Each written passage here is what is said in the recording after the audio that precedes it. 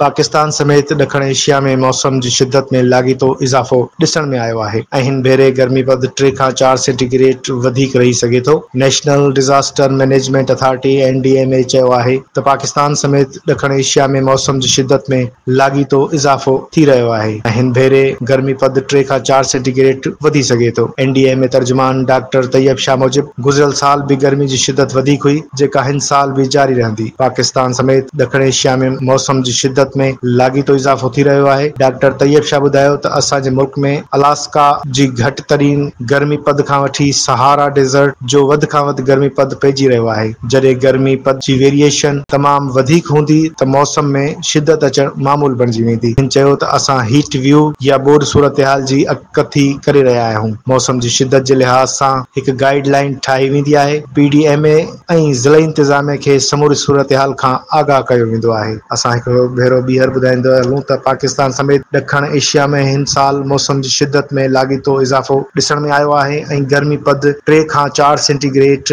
वधीक रहण जी ॻाल्हि कई पई वञे।